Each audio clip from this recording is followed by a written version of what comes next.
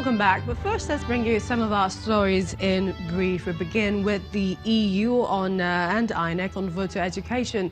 The European Union, they've expressed concern over the non-inclusion of a reasonable number of internally displaced persons for next month's general elections. The senior electoral advisor, European Centre for Electoral Support, made this known during a sensitization program for internally displaced persons living in camps in Adamawa State. Lives and property, as well as job creation, are the concerns of the governorship candidate of the Action Democratic Party in Plateau State as the party flags off its campaign at the Pangshin Mini Stadium in the local government area of the state. The ADP flag bearer, after receiving the party's flag, assured that he will put into practice his wealth of experience as a security personnel to ensure security of lives and property. Over in River State, the governor, Nyesom Wike, believes that the non-completion of the Boni Road by the federal government is a clear signal of the federal government's neglect of the Niger Delta. According to him, although the counterpart funding has been provided by the NLNG, the FG has refused to deliver on its part.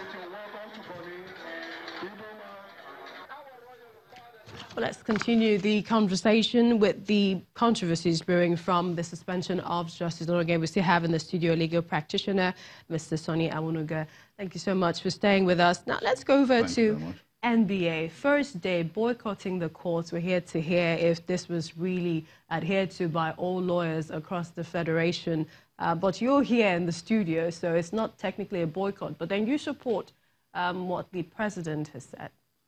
Yes, I do, but I think there are some innate problems which were overlooked. The boycott is in order, but also there was a committee set up. And with all due respect, I think I don't agree with the membership of the committee. Chief Wale Olanipekun, I assume correctly, is the chief, who is technically the brightest brain we have in the bar this time. I don't speak for the bar, it's unofficial, that's my own personal opinion. He heads that a committee. But when you look at it as a person interested, he appeared for the CJN. Some lawyers will have such reservations because they're entitled to the opinion. They are members of the MBA, but they will have thought that maybe ordinarily, can't he recuse himself? Must he be there? We know he's the brightest, he's probably the best in the profession. But at this time, in terms of this enforcement, others might look at it that, oh, this man is an interested party, he has already participated here, so whatever he says could be taken with a pinch of salt. Now, the Honorable President, too, with all which has respect to him, because I respect the office so much and I respect that individual as well, he also has some charges pending against him at the FCC. He's also a member of that, I think, implementation or whatever. I think there are others who could have been used. Dr. Lisa Agbakuba, I don't know him, I've never met him. OCJ Okocha. Those are people, because why this it has really not been appears effective. the judiciary is on trial here. The battery is on trial as well, not just the judiciary. We're in trying times, it's so unfortunate. But even like the vice president said, they said it was most unfortunate that the leader of the bench and the leader of the bar at this time, they seem to have challenges. But we are hoping that one way or the other, everything will be sanitized. I, for once, I hold the bar president in very high esteem. I don't believe in the charges against him, though I don't work with EFCC. But for those of us who know him very well, he's a man of integrity. But unfortunately, at this time, for the demands of his office, I think probably he could, I'm not saying he should, he could have recused him. That he didn't is a matter of a personal opinion. So the problem there is the enforcement is also coming a bit late. People felt this should have happened as at the time this mess was happening. By the time somebody was being, we have the petition, the next thing, you've drafted charges, you've done this, emotion is somewhere hanging like a sort of Damocles and all that. It's like too little, too late.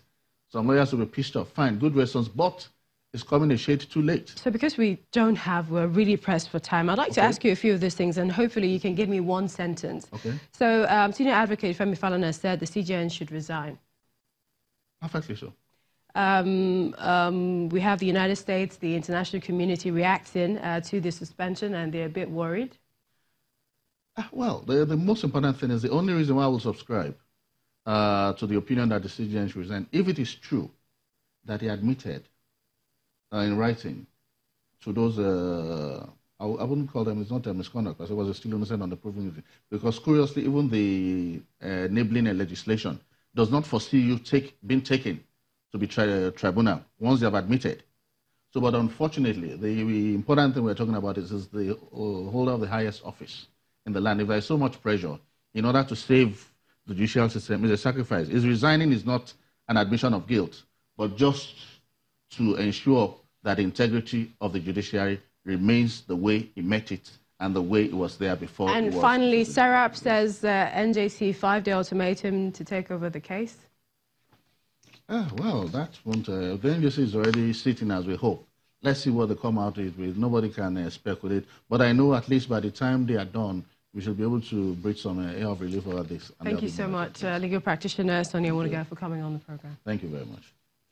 Now, the Independent National Electoral Commission, INEC, they are concerned about the impact of conflicting judgment and consequential orders emanating from the Court of Laws ahead of the forthcoming 2019 general election. Speaking at a workshop, election petition for justice and judges, a National Commissioner, Mrs. May Agbamuche, explained that it is putting the Commission in a difficult situation. Recently, two different courts gave different pronouncements on the Zamfara State All Progressives Congress primaries on the participation of the party in the forthcoming elections.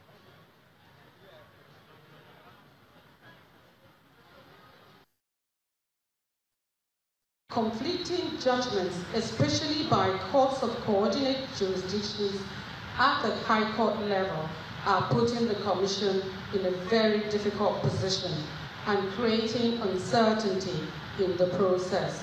The court in our judicial division may order the Commission on a particular course of action only to be contradicted by another court of coordinate jurisdiction from another division or even within the same division on the same subject matter.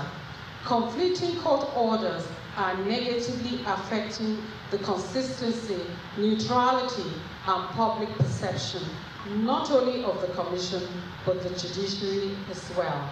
Our second area of concern relates to the lack of consequential orders by the courts after making findings on an issue and stating the position. In such cases, the Commission is compelled to take a position relying on previous decisions of the court on the subject. This has in some cases made the Commission appear inconsistent and has also led to protracted litigation. Closely related to this is the issue of orders to maintain the status quo by the court, without stating the exact status quo intended. This has given room to parties to misinterpret the order to suit their own purpose, thereby knowingly causing confusion and controversy. And that's how we wrap things up for now. Many thanks for watching. I'm Millicent Walker.